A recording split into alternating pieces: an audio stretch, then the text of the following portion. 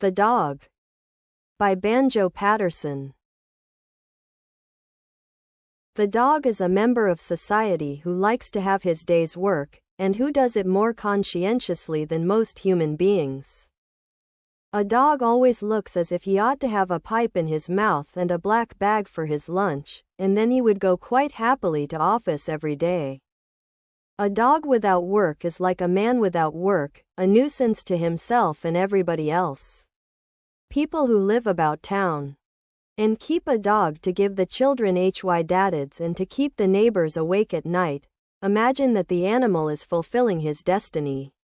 All town dogs, fancy dogs, show dogs, lap dogs, and other dogs with no work to do, should be abolished. It is only in the country that a dog has any justification for his existence. The old theory that animals have only instinct, not reason, to guide them, is knocked endways by the dog. A dog can reason as well as a human being on some subjects, and better on others. And the best reasoning dog of all is the sheepdog.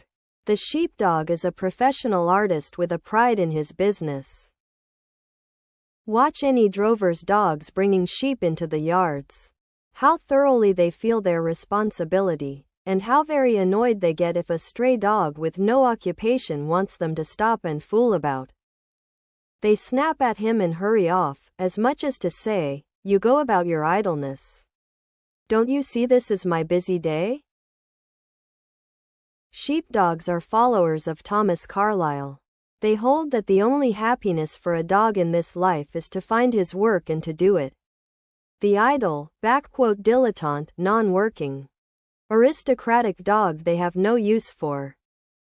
The training of a sheepdog for his profession begins at a very early age. The first thing is to take him out with his mother and let him see her working. He blunders light-heartedly, frisking along in front of the horse, and his owner tries to ride over him, and generally succeeds.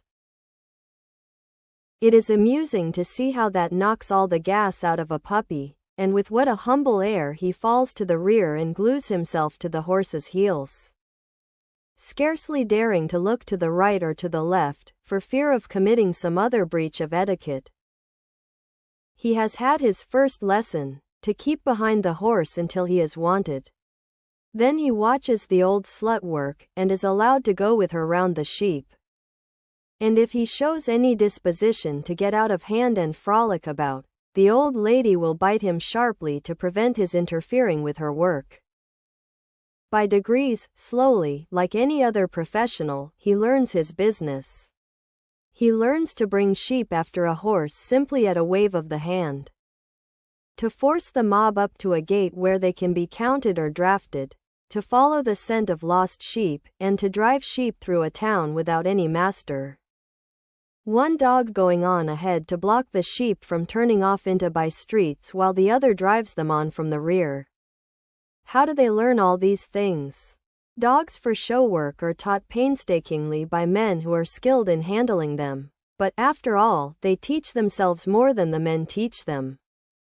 It looks as if the acquired knowledge of generations were transmitted from dog to dog.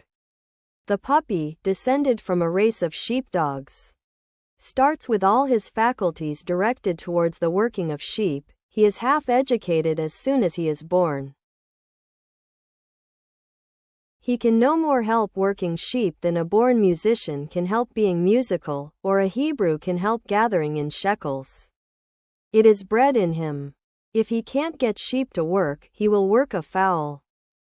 Often and often one can see a collie pup painstakingly and carefully driving a bewildered old hen into a stable, or a stockyard, or any other enclosed space on which he has fixed his mind.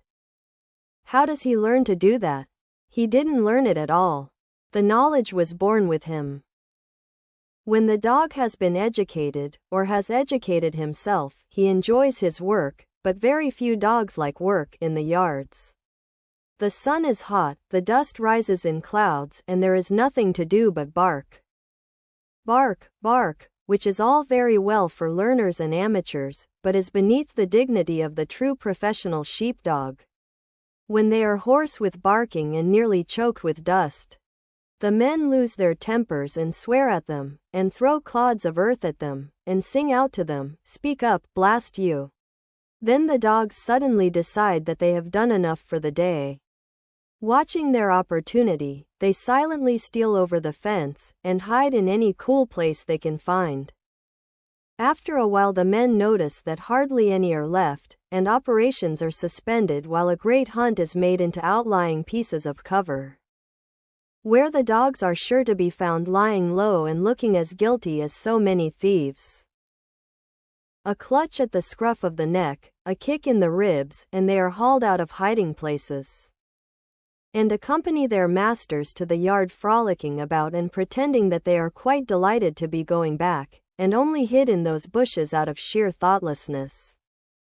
He is a champion hypocrite, is the dog. Dogs, like horses, have very keen intuition.